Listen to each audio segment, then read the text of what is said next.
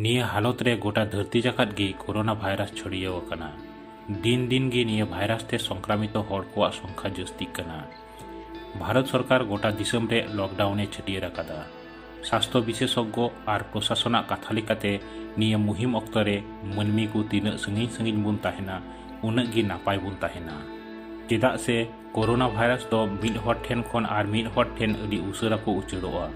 जदि संगिन संगिन बुन ताहेन से जदि ओड़ा खन गे बाबुन उडुको तबे निया भाइरस चेन रपुदोआ से कोरोना भाइरस दो बांको पासनाव दाड़िया। नोंगा काते गे निया भाइरस खन पारंगत बुन न्यामा। ओना खातिर गे भारत सरकार दो लॉकडाउन घोषणा अकादा।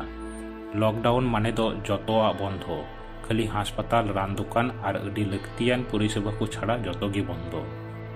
ओना साथे स्वास्थ्य विशेषज्ञ और प्रशासन को मेना कादा मेद मोचा मु करे अजथा जाते ती बाबुन इदी, जहाँ मानथा जाते बाबुन थू खाराग। खु से अछिम अक्ते रुमाल से टिसुबुन व्यवहारा। हर को साव हैंडशेक से हाथ बाबुन मिलवा। घाने घाने सबुन से सैनिटाइजर ते तीबुन सफाई ताबुना जाते मास्क बुन व्यवहार। बाजारो अक्ते हर को खन जाते 1 मीटर संगिन संगिन बुन ताहेन। निया मुहिम अक्तो रे दो अजथा जाते हर को साव बाबुन मिलामेसा।